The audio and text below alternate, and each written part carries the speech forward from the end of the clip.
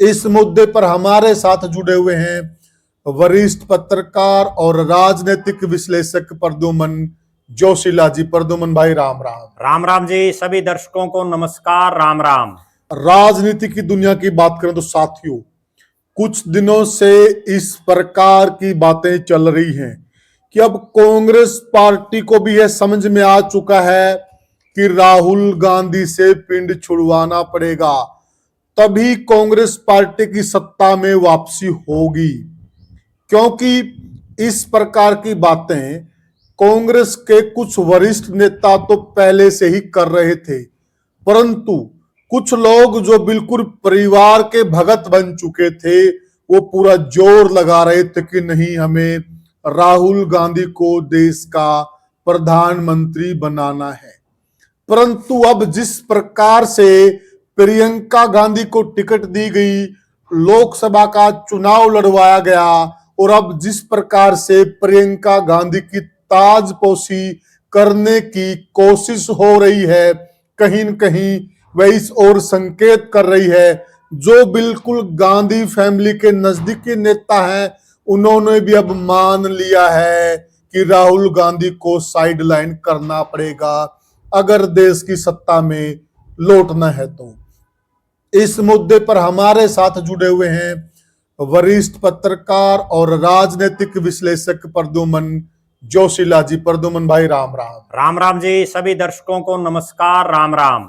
प्रद्युमन भाई, जिस प्रकार से प्रियंका गांधी वायनाड से चुनाव जीती और उनका जो चुनाव प्रचार चला और कांग्रेस पार्टी के जो बड़े बड़े नेता उनके गुणगान कर रहे थे, और जिस प्रकार की लाइमलाइट उनको दी जा रही है, क्या यह साफ संकेत नहीं है कि अब राहुल गांधी को कहा जा रहा है कि बाय टाटा? देखो, निश्चित रूप से कांग्रेस पार्टी में पिछले काफी लंबे समय से जी ये चर्चाएं थी, अंदर भी बाहर भी, सार्वजनिक तौर पर भी बहुत से नेताओं ने ये बातें बोली हैं जी कि राहुल गांधी की बजाय प्रियंका गांधी को आगे आना चाहिए। हाँ। और यहां तक कि जब राष्ट्रीय अध्यक्ष मल्लिकार्जुन खड़गे जी को बनाया गया, तब भी एक बड़े स्तर पर यह आवाजें उठी थी कि प्रियंका गांधी को कांग्रेस का राष्ट्रीय अध्यक्ष बनाया जाना चाहिए। जी वो उनमें एक तो ज्यादातर कांग्रेसी ये कहते हैं कि इंदिरा गांधी जी की छवि दिखाई देती है जी, क्योंकि उनका जो नए नक्श या जो भी उनका हेयर स्टाइल है, कद काठी है, वो कहीं ना कहीं इंदिरा जी से मिल रही है। अच्छा। दूसरा, बहुत से नेता ये मानते थे कि राहुल गांधी अभी भी मैच्योर राजनीतिज्ञ नहीं बन पाए हैं जी, जबकि प्रियंका गांधी जब भी बोलती हैं सधी हुई बातें बोलती हैं जी। और इस चीज का एक प्रमाण ये भी है कि पिछले 20 साल से जब से राहुल गांधी राजनीति में सक्रिय हुए और जब से उन्होंने चुनावी राजनीति भी शुरू की है, जी, अक्सर वो विवादों में रहते ही हैं। बिल्कुल। कोई ना कोई बयान वो दे देते हैं और अक्सर वो ट्रोलिंग में भी आते हैं। बिल्कुल। और बहुत चुनाव तो हमने ऐसे देखे हैं जिनमें विपक्षी पार्टी, विशेषकर भारतीय जनता पार्टी, कोई भी उनका एक बयान जो वो दे देते हैं उसी को पकड़ करके और वो चुनाव जीत भी जाती है और कांग्रेस हार जाती है। बिल्कुल। बहुत बार हमने ये देखा है। हाँ, बिल्कुल। क्योंकि राहुल गांधी जी को जो वास्तव में जो जानकारी होनी चाहिए राजनीति की, वो जानकारी नहीं समझते हम कि अभी तक हो पाई है। अभी भी वो अनमैच्योर राजनीतिक रूप से दिखाई दे रहे हैं। जी। दूसरी तरफ आप ये देखिए कि जब से प्रियंका गांधी सक्रिय राजनीति में आई है, भले ही वो चुनाव उनका ये जीवन का पहला चुनाव था जी, लेकिन इससे पहले वो कांग्रेस की राष्ट्रीय महासचिव काफी सालों से बनी हुई है। वो उत्तर प्रदेश की प्रभारी काफी सालों से बनी हुई है और अक्सर वो पूरे भारत देश में चुनाव में भी और चुनाव से इतर भी जनसभाओं में जाती रहती है। जी। आज तक मुझे तो कम से कम ये ध्यान नहीं आ रहा कि उनका कोई ऐसा बयान आया हो जो कहीं ट्रोलिंग में आया हो, या जो कहीं कोई विवादों में रहा हो। वो बड़ी सधी हुई बातें कहती है। अब जब से वो सांसद बनी है, एक चीज बड़ी गंभीर मैं दर्शकों को बता रहा हूं, भले ही विपक्ष के नेता संसद में राहुल गांधी हैं, भले ही कांग्रेस पार्टी के संसदीय दल के नेता राहुल गांधी हैं और प्रियंका गांधी केवल एक सांसद है, उसके बावजूद वही संसद में छाई हुई है। आप देखिए, सांसद बनने के तुरंत बाद कुछ ही समय बाद वो देश के गृह मंत्री अमित शाह जी से मिली, जी, कांग्रेस की तमाम महिला सांसदों को लेकर के जी, तो कहीं ना कहीं अपने आप में एक परिपक्वता दिखाता है। जी, क्या कहीं इससे पहले राहुल गांधी इस तरह से महिला सांसदों को या इस तरह से अन्य सांसदों को लेकर के अमित शाह से मिले हैं? हमने तो कभी नहीं देखा। सही कह रहे हैं आप। तो कहीं ना कहीं वो जिस ढंग से बोल रही हैं, जिस ढंग से वो बॉडी लैंग्वेज है उनकी, और जिस ढंग से वो राजनीति को आगे बढ़ा रही हैं, वरना तो होता क्या है कि विपक्ष के, क्योंकि बीजेपी उनके विपक्ष में है जी, विपक्ष के नेताओं के पास तो अक्सर कम जाते हैं। हाँ बिल्कुल, लेकिन उन्होंने ये बड़प्पन दिखाया, गर्मजोशी से मिली और वो खुद गई। तो निश्चित रूप से इस चुनाव में भी, इस लोकसभा के चुनाव में भी, पिछले स्टेट्स के चुनाव में भी उनकी जनसभाएं भी राहुल गांधी की बजाय ज्यादा डिमांडेबल प्रियंका गांधी रही हैं। बिल्कुल। और रोड शो में तो विशेषकर राहुल की बजाय प्रियंका की ज्यादा डिमांड रही है। जबकि राहुल गांधी ने, भले ही उन्होंने पूरे देश में पैदल यात्रा कर ली हो और कर लिया, उसका कोई आउटपुट नहीं नजर आया। तो ऐसा कहा जा सकता है कि जो देश की जनता ने एक मन बनाया हुआ था कि राहुल गांधी के बस की बात नहीं है, वो कांग्रेस के भी कई बड़े नेता कई सालों से कह रहे थे। अब धीरे धीरे कांग्रेस के जो अन्य नेता हैं उनके भी समझ में ये बात आनी शुरू हो गई कि अब राहुल के बस की बात नहीं है, प्रियंका को आगे किया जाए। इसमें मैं एक बड़ा गजब उदाहरण दर्शकों को देता हूँ और उससे वो समझ भी जाएंगे। जब एक नेता लगातार फेलियर हो रहा हो, तो जब तक पार्टी उसको नहीं बदलती तब तक वो सत्ता में नहीं आती। अच्छा, उसका मैं दर्शकों को एक उदाहरण देता हूँ। 2004 में जब अटल बिहारी वाजपेयी जी देश के प्रधानमंत्री थे और तब जो लोकसभा का चुनाव हुआ, इंडिया साइनिंग के नाम पर वो चुनाव बीजेपी ने लड़ा। बिल्कुल। लाल कृष्ण आडवाणी जी को देश में आगे किया गया, पीएम इन वेटिंग। ये पीएम इन वेटिंग देश के लाल कृष्ण आडवाणी होंगे। उन्होंने बड़ी बड़ी जनसभाएं की, पूरे देश में रथ यात्रा, साइनिंग इंडिया, पूरा सिस्टम ढिंडोरा पीटा। बल्कि अति उत्साह में 6 महीने रहते थे सरकार, 6 महीने पहले चुनाव करवा लिया, इंडिया साइनिंग के चक्कर। और उसके बाद हुआ क्या कि बीजेपी का राज चला गया। 2009 में फिर से लाल कृष्ण आडवाणी जी के नेतृत्व में बीजेपी ने फिर से जुआ खेला जी, कि इस बार फिर से आडवाणी जी को तो प्रधानमंत्री बनाएंगे। बिल्कुल। और वो जैसे ये कहते हैं ना भाई, कोई बच्चा जिद पकड़ लेगी, मैंने तो बनना है भाई जी। तो इस तरह से आडवाणी जी ने भी जिद पकड़ रखी थी कि भाई प्रधानमंत्री तो बनना है जब वाजपेयी जी बन गए। लेकिन जनता को कुछ और ही मंजूर था। बल्कि ध्यान हो तो जी, उस वक्त जिस प्रकार अब राहुल जी के लिए लोग बात करते हैं, वही आडवाणी जी विपक्ष के नेता करते हैं। लालू जी बड़े वो टोंट मारते थे लोकसभा के अंदर, वो कहते थे कि Advani ji PM in waiting और वेटिंग ही रहेंगे। बिल्कुल, ना केवल लालू जी बल्कि बहुत सारे नेता। बिल्कुल। और हुआ क्या कि 2009 में फिर से बीजेपी हार गई जी। उसके बाद चुनाव आया 2014 का। सबकी नजरों में यही था कि आडवाणी जी को फिर करेंगे आगे, और तो कोई विकल्प ही नहीं था। बिल्कुल सही। लेकिन राजनीतिक व्यक्ति वही कामयाब है जो एंड टाइम पे सही फैसला ले जी। भारतीय जनता पार्टी ने सही फैसला लिया, बिल्कुल, और आडवाणी जी के आगे हाथ जोड़ लिए, भाई आपके बस की बात अब है नहीं। और उन्होंने नरेंद्र मोदी जो एक केवल एक राज्य के मुख्यमंत्री थे, उनको आगे करके चुनाव लड़ा और वो जीत गए। अब वही काम कांग्रेस को करना पड़ेगा। उनको भी राहुल को ये कहना पड़ेगा कि अब आप रेस्ट करो, या चूंकि वो अक्सर विदेशों में भी घूमते रहते हैं कि भाई आप जो है घूम फिर आओ और यहाँ की कमान अब प्रियंका गांधी को दो, क्योंकि राहुल जी का तो ये पता ही नहीं होता वो है का। बहुत बार कई बीजेपी के नेता उन पर टोंट मारते हैं कि ये तो कांग्रेस के वास्को डी गामा है। तो कहीं न कहीं अब उनको कांग्रेस भी ये कह रही कि आप वास्को डी गामा की तरह घूमिए। देखो, निश्चित रूप से उन्होंने जब पूरे भारत में यात्रा की, भारत जोड़ो यात्रा, मैं खुद भी उस यात्रा में देखा, मैंने वहां बड़े नजदीक से, तब लोग उनको कहीं ना कहीं सीरियस लेना शुरू कर दिया था लोगों ने। और एक बड़ी गजब बात मैं बताऊं पुनिया साहब, आप तब तक राजनीति में कामयाब नहीं हो सकते जब तक जनता आपको सीरियस ना ले, जब तक लोग आपका मजाक उठाएं। जब आपके ऊपर मीम्स बनने शुरू हो जाते हैं तो इसका मतलब कि आप ज्यादा कामयाब नहीं हो, सीरियस नहीं ले रहा। आपको तो वो जैसे चाचा चौधरी वाली बात है, भाई कार्टून टाइप का सिस्टम, पप्पू कह दिया गया और जनता ने मान भी लिया। बिल्कुल, अधिकतर आज भी सर्वे करा लीजिए आप, आज भी अधिकतर जनता उनको पप्पू ही मानती है। वो इसलिए मानती है ना कि उनके कारनामे ऐसे हैं, वो कुछ भी बोल देते हैं। जैसे ताजा उदाहरण हरियाणा का है, गोहाना में जलेबी की फैक्ट्री लगाने का। हाँ बिल्कुल, उनको ये शुद्ध बुद्धि नहीं कि वो फैक्ट्री में नहीं बनती जलेबी, नहीं बनती। तो कहीं ना कहीं जब तक वो ग्राउंड जीरो पर इस मामले में मैं एक बात जरूर कहूंगा, प्रियंका गांधी की जितने भाषण उनके अब तक सुने हैं, उनको जितनी नॉलेज है वो उसी पर बोलते हैं, वो दूसरी बात करती है। हाँ, ये बात सही है, ये सबसे बड़ी बात है। जबकि राहुल जी तो ठीक है, उनको किसी ने कह दिया होगा भाई गोहाना हो सकता है, हुड्डा साहब वो सारे नेता साथ थे भाई, यहाँ गोहाना में जलेबियां मशहूर है, अगली बात बताई नहीं होगी, बिल्कुल, वो अगली बात उनको जितना नॉलेज थी वो बोल दी, और वो ट्रोलिंग ऐसी होगी कि पूरे देश में चल पड़ी। और बरवाला की रैली में वो उस पे बोलने लग गए जो हमारे लड़के विदेशों में बहुत से ऐसे, जो कि ये मुद्दा ही नहीं हरियाणा में। तो अब जिस तरह से कांग्रेस पार्टी पिछले काफी सालों से, ये पहली बार भी नहीं है आपको बताऊं, कांग्रेस पिछले काफी सालों से राहुल जी का अल्टरनेट ढूंढ रही है। ये नहीं है कि उन्होंने आज ही प्रियंका को आगे किया, सही कहा आपने, उन्होंने उसको उत्तर प्रदेश का प्रभारी बनाया।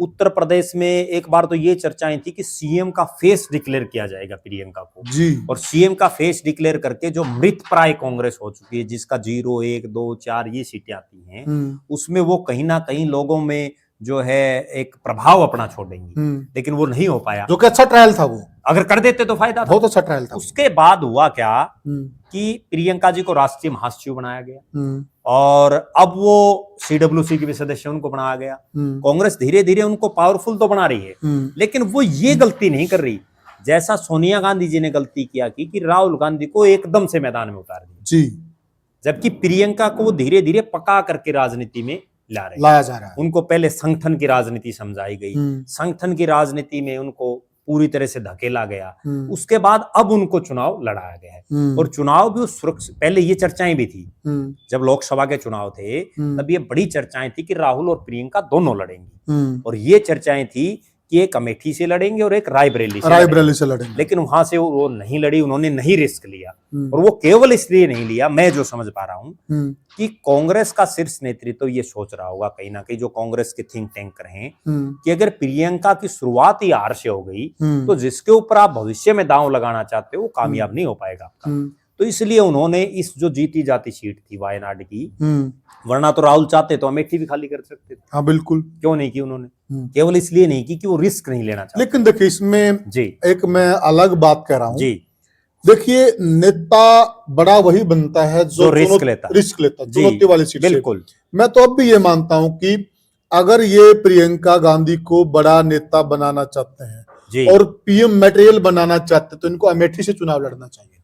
मैं तो इससे भी ऊपर बात ये कहता हूं कि अगर इनको वास्तव में कुछ करना था तो वाराणसी से मोदी जी की टक्कर में लड़ाते, नेता बनते। अरविंद केजरीवाल क्यों सत्ता में आया, उसने केवल एक चीज पर फोकस किया कि जहां से शीला दीक्षित चुनाव लड़ेगी मैं वहीं से चुनाव लड़ूंगा। जीत भी गया, शीला दीक्षित हारी भी, और लगातार राज में। उसने भी तो इतना बड़ा चैलेंज स्वीकार किया कि मैं मोदी के सामने लोकसभा का चुनाव लड़ूंगा। बिल्कुल, राहुल के सामने कुमार विश्वास को चुनाव लड़ाया। बिल्कुल, इतनी बड़ी बात है। बिल्कुल, हार जीत वो एक अलग मायने। बिल्कुल, चौधरी देवीलाल ने एक चैलेंज स्वीकार किया कि मैं 3 अलग अलग स्टेटों से चुनाव लड़ूंगा। उन्होंने बंसीलाल जी और भजनलाल जी के सामने एक साथ चुनाव लड़ा। कोई आदमी कल्पना कर सकता है? बिल्कुल सही कहा। अगर प्रियंका हार जीत एक अलग बात है। बिल्कुल सही कहा। आपके पास सबसे, मान लीजिए आपको एक गजब बात बताऊं, अब प्रियंका गांधी एमपी बनी, क्या उससे कांग्रेस राज में आ गई? वही 99 पहले थी, वही 99 अब है। बिल्कुल कोई फर्क नहीं पड़ा। लेकिन वही प्रियंका अगर नरेंद्र मोदी की टक्कर में चुनाव लड़ती, पूरे देश में एक मैसेज जाता बिल्कुल कि नरेंद्र मोदी का चुनाव फंस चुका है और वो चुनाव हार सकते हैं। प्रियंका गांधी उनके सामने चुनाव लड़ने की उसने हिम्मत की है, और देश में भी ऐसा है कोई जो चुनाव उनके सामने लड़ रहा है, और कद बढ़ जाता है इनका, बहुत बड़ा कद हो जाता है, एकदम से बढ़ जाता। इसीलिए यही तो बात है, जब तक फाइटर नेता किसको बोलते हैं, फाइटर नेता अब ठीक है वो वायनाड से जीत गई, सेफ सीट पर आपने जिता दी, कोई बात नहीं, अगली बार अगर वो वायनाड से लड़ेंगी तो कांग्रेस राज में अगली बार भी नहीं आएगी। जब तक उत्तर प्रदेश जैसे राज्य में आप 20, 30, 40 सीटें नहीं जीतोगे, आप राज में आ ही नहीं सकते। बिल्कुल सही कहा। जब आपका उत्तर प्रदेश में 1, 0, 2 कैसे राज में आओगे? ये भी हम कह सकते हैं कि जब तक आप 5 हिंदी पट्टी में जी, जो हिंदी पट्टी के राज्य हैं वहां पर मजबूत नहीं होगे, आप राज में नहीं आ सकते। जो कांग्रेस पहले भी राज में आते थे उसका यही एक मूल मंत्र था, सारी पार्टियों का है, कांग्रेस का नहीं। आप बीजेपी क्यों आई? उत्तर प्रदेश में उनकी 72-73 सीटें आई, इसीलिए तो वो राज में आई हैं। सही कहा आपने। ठीक है, बिहार में उनकी आई है, गुजरात में उनकी आई, राजस्थान में, हरियाणा में, मध्य प्रदेश में, पंजाब में, इसीलिए तो वो राज में आई, दिल्ली में। बिल्कुल, जब तक आप इस क्षेत्र में नहीं आओगे, साउथ में तो आज भी बीजेपी खाली है, फिर भी वो सत्ता में है 3 योजनाओं से लगातार। नॉर्थ इंडिया में भी इतनी सीटें नहीं है, और उसके बावजूद है अब आपके मैं एक बड़ा गजब वाक्य बताता हूँ, कांग्रेस क्यों नहीं उभर पा रही, मेरी खुद आंखों देखी थी। एक बार मैं संसद भवन की कार्रवाई देखने के लिए गया हुआ, तो पिछली बार इस जो अभी पीछे थी संसद, इसकी बात है, वहां कांग्रेस में समस्या क्या थी कि ज्यादातर दक्षिण भारत के राज्यों के लोग नेता चुने हुए थे जी, उनको हिंदी आती नहीं, वो बेचारे इंग्लिश भी वो मतलब ठीक है बोलते हैं, लेकिन अलग इंग्लिश बोलते हैं, प्रभावी इंग्लिश नहीं है। नहीं, सही कहा, वो प्रभावित कर ही नहीं सकते। जबकि जो भारतीय जनता पार्टी के पास ऐसे ऐसे वक्ताओं की फौज है जी, वो उनको बोलने ही नहीं दिया। मैंने खुद मेरी आंखों से देखा है, कांग्रेस के वहां 40 के आसपास सांसद खड़े और वो मतलब तख्तियां दिखाते और दिखाते, कुछ भी बोलते, लेकिन बीजेपी का एक नेता बोलता थोड़ा और वो सारे चुप। जी, तो कहीं ना कहीं अनुराग ठाकुर है, ये युवा नेता बहुत हैं, बैठ जाओ बैठ जाओ बैठ जाओ। जब तक आपका, क्योंकि हिंदी भाषी राज्यों में और विशेषकर जो दिल्ली के इर्द गिर्द के जो राज्य हैं, इनमें जब तक आपकी सत्ता में जब तक ज्यादा से ज्यादा सांसद आपके नहीं आएंगे तब तक आप कामयाब नहीं हो सकते। और ये उदाहरण ना केवल उनके लिए, फाइटर नेता कोई भी हो, अब इसी चुनाव में अगर भूपेंद्र सिंह हुड्डा किलोई की बजाय कोई दूसरी सीट पर लड़ लेते, मान लीजिए जुलाना से लड़ लेते या मान लीजिए नारनौल से लड़ लेते, हरियाणा का परिणाम ही कुछ और होता। बिल्कुल, सरकार कांग्रेस की होती। तो कहीं ना कहीं फाइटर होना बहुत जरूरी है। ठीक है, प्रियंका गांधी को आप नहीं हरवाना चाह रहे थे, लेकिन अब उनका जीत से खाता खुल गया। अब होना ये चाहिए कि प्रियंका गांधी को पूरे देश में घूमना चाहिए। अगर वो यूं ही चाहे कि राहुल की तरह, तो बात बनेगी, छुट्टियां बिताएं फिर आए, मतलब बिल्कुल। तो अच्छा, क्या लगता है प्रद्युमन भाई, हम मूल सवाल पे आते हैं, क्या हम ये फाइनल कॉल मान लें कि कांग्रेस ने दबी जुबान से राहुल को ना कह दिया है और प्रियंका को उन्होंने जो बैटल ग्राउंड के वो मशाल बोलते हैं, उनके हाथ में वो मशाल थमा दी है, और जो 2029 में हम ये मान के चल सकते हैं कि मोदी जी के सामने प्रियंका जी होंगी? देखो, निश्चित रूप से जिस तरह की पिछले कुछ एक दिन से गतिविधियां चल रही हैं, उससे तो ये निश्चित है कि कांग्रेस पार्टी ने राहुल जी को टाटा बाय बाय करने की तैयारी कर ली है और प्रियंका गांधी उनका अगला फेस होंगी। और अगली जो बात है, पिछले 6 महीने से राहुल गांधी जी भी विपक्ष के नेता बने हैं, लेकिन वो कोई प्रभाव नहीं छोड़ पाए। एक विपक्ष के नेता के तौर पर जो प्रभाव श्रीमती सुषमा स्वराज का हुआ करता, या जो है सुषमा स्वराज के अलावा उस समय वेंकैया नायडू थे शायद,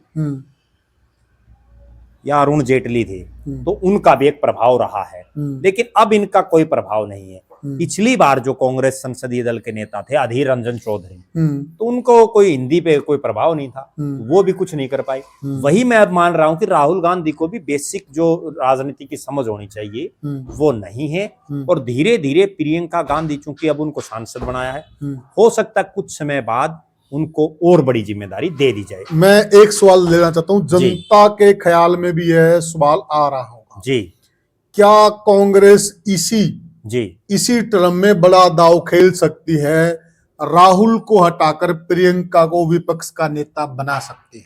देखो, जिस तरह से लग रहा है विपक्ष का नेता तो अगली बात है, उससे पहले कांग्रेस का राष्ट्रीय अध्यक्ष भी मुझे लगता है कि बदला जाएगा जी, क्योंकि खड़गे साहब का कार्यकाल पूरा हो चुका होगा जी, और प्रियंका को या तो राष्ट्रीय अध्यक्ष की जिम्मेदारी दी जाएगी या राहुल जी की जगह उनको विपक्ष का नेता बनाया जा सकता है। देनी भी चाहिए अगर उसको बड़ा नेता बनाना है, अगर बड़ा नेता बनाना और मोदी के पैरेलल खड़ा है। देखो, आप जीतोगे कब? यहां राजनीति में मोदी जी ने एक सिस्टम कर दिया, बीजेपी और कांग्रेस का तो कहीं कोई मुकाबला ही नहीं है जी, मुकाबला मोदी वर्सेस राहुल का बीजेपी कर रही है जी, और जिसमें मोदी जीत जाते हैं जी। अब उसमें कांग्रेस का नुकसान होता है, उसमें कांग्रेस का नुकसान है। जब तक आप उसके पैरेलल कोई नेता नहीं खड़ा करोगे, मान लीजिए कि मोदी वर्सेस प्रियंका हो गया, और प्रियंका चूंकि जिस तरह से वो अभी लोगों से मिल रही हैं और जिस तरह से उनका राजनीति करने का तौर तरीका है, उसमें वो कहीं ना कहीं उनको फाइट दे सकती है। सही कहा। और जब उनको फाइट देंगी तो आखिरकार वही होगा कि बीजेपी वर्सेस कांग्रेस करना पड़ेगा। और जिस दिन बीजेपी वर्सेस कांग्रेस हो गया उस दिन कांग्रेस जीत भी जाएगी। सही, क्योंकि अब राहुल हार रहे हैं, कांग्रेस नहीं हार रही। हाँ जी, अब हार कौन रहा है? राहुल हार रहा है। अब बीजेपी नहीं जीत रही है, मोदी जीत रहा है, क्योंकि फेस ही दो है, मोदी वर्सेस राहुल। और कहीं कहीं कांग्रेस को एक लाभ और भी हो सकता है प्रद्युमन भाई, जो कांग्रेस है, जी। अगर राहुल गांधी देश का कोई सीरियस मुद्दा भी उठाते हैं जी तो बीजेपी उसको मजाक में टाल देती है, क्योंकि उनकी छवि उन्होंने एक पप्पू की बना दी है। जी। तो वहां पर भी बीजेपी को मुश्किल आएगी अगर सामने ये देखो, होंगी निश्चित रूप से जिस जनता छवि बनाती है, नेता लोगों के बीच में एक माहौल बना देते हैं। अब मैं आपको एक बात बताऊं, 2000 से 2005 तक जब चौटाला साहब प्रदेश के मुख्यमंत्री थे जी, उस समय उनकी जो जनता में छवि बनी वो आज 20 साल के बाद भी ज्यों की त्यों है। हाँ, बिल्कुल। अभय सिंह चौटाला की एक छवि बनी वो आज ज्यों की त्यों है। हरियाणा के संदर्भ में हम बात कर रहे हैं जी। मनोहर लाल खट्टर जी की एक छवि बनी वो आज ज्यों की त्यों है जी। चौरी देवीलाल की भी बनी। अब राहुल गांधी जी की एक छवि बन चुकी है, उस छवि को आप कितना ही कोशिश कर लीजिए वो पुलिस नहीं हो सकती, वो नहीं हो सकती। नहीं अब हो मनमोहन सिंह जी की एक छवि बन चुकी थी, क्यों बोलते नहीं, काम करते हैं लेकिन बोलते नहीं, तो वो छवि बन गई। बिल्कुल सही। अब मोदी जी की एक छवि बन चुकी है कि वो उससे बढ़िया कोई वक्ता नहीं है कोई, और वो ऐसे उनको सुनने के लिए लोग लालायित रहते हैं। जिस भी क्षेत्र में जाते हैं उसी क्षेत्र की बात करते तो कहीं ना कहीं ये छवि आप क्या बोल रहे हैं उससे लोग समझ लेते हैं अपनी बातें। आजकल तो बच्चे तक भी समझने लगे। हाँ, बिल्कुल सही कहा कि ये कौन बोल रहा है। बिल्कुल ठीक है ना। और उसमें अगर आपको परिवर्तन करना है तो अब जब कोई आदमी बीमार हो जाता है ना तो डॉक्टर उसको पहले गोली दे करके देखता है, गोली से ठीक हो गया तो ठीक है, नहीं बाद में उसका ऑपरेशन करता है। बिल्कुल। अब यहाँ गोली से तो ठीक होने वाली बात है नहीं, अब तो ऑपरेशन करना पड़ेगा जी। और राहुल गांधी जी को जनता सीरियस ना पहले ले रही थी ना आज ले रही है और नहीं लगता कहीं भी कि भविष्य में भी लेगी। क्योंकि जब से उन्होंने कमान संभाली, आप एक बात देखिए, एक नेता बार बार ये कहता है कि मैं अध्यक्ष नहीं बनूंगा, लोग उसको बार बार कहते हैं नहीं अध्यक्ष बनाएंगे, वो रिजाइन दे देता है, संसद में अपनी ही सरकार होते हुए जो है वो ऑर्डिनेंस बिल फाड़ देता है, कहीं कुछ भी जो। अच्छा, इसमें एक और खास बात मैं बताऊं, जो बात हम ये कह रहे हैं ना कि प्रियंका को आगे लाने की कार्रवाई कर रही है कांग्रेस, राहुल जी भी खुद कह रहे हैं कि मेरे बस की बात नहीं है। उन्होंने बहुत बार जो है सारे इशारों में ये बात कह दी भाई मुझे मत टोको, मेरे बस की बात नहीं है। लेकिन वो कांग्रेस के जो और नेता हैं जो उनके चाटुकार टाइप के नेता हैं वो नहीं मान रहे। वो ये अगला तो ये कह रहा है भाई मेरे बस की बात नहीं, और वो उनका नहीं तय करना है। अगला तो बार बार कह रहा है भाई किसी और को बना लो, और को। अब विपक्ष का नेता भी नहीं बन रहा था वो, बिल्कुल नहीं, तब भी वो बार बार ये बोल रहा था भाई किसी और को बनाओ। जी जी। क्योंकि उसको हर आदमी को अपनी कमी का पता होता है। उसको ये पता है कि मेरे अंदर ये कमी है, मैं नेतृत्व तो नहीं दे सकता, लेकिन उसके बावजूद वो नेता उसके पीछे पड़े हुए बिना काम। जी जी। तो कहीं ना कहीं अब उनको स्पष्ट रूप से ये कह दे, इशारों की बजाय स्पष्ट कर देना चाहिए। यानी कि वो बारात का दूल्हा नहीं बनना चाहते, जबरदस्ती उनको दूल्हा बना जा रहा है। वो बस बाराती तक सीमित है। हाँ, उससे ज्यादा नहीं है उनका सिस्टम। तो साथियों, ये हमने चर्चा की कि क्या कांग्रेस पार्टी को भी समझ में आ चुका है कि अब राहुल से पिंड छुड़वाने में ही फायदा है, अब उनको टाटा बाय बाय कह देना चाहिए। अदरवाइज आपका जो बीजेपी कहती नहीं कि 2047 की जो बात करती है तो वो कहीं न कहीं सच साबित हो सकती है। अगर उस चीज को तोड़ना है तो आपको करना ही पड़ेगा जो जनता चाहती है। तो आपको क्या लगा ये हमने जो चर्चा की, आप इस चर्चा में कहां तक सहमत हैं, हमें जरूर कमेंट सेक्शन में बताइएगा। और आपका क्या सुझाव है कांग्रेस पार्टी के लिए, यह भी हमें बताइएगा। और आपको ये हमारी चर्चा कैसी लगी। तो साथियों, आगे भी हम आपके साथ जुड़ेंगे किसी और मुद्दे को लेकर। तब तक के लिए साथियों, राम राम। राम राम।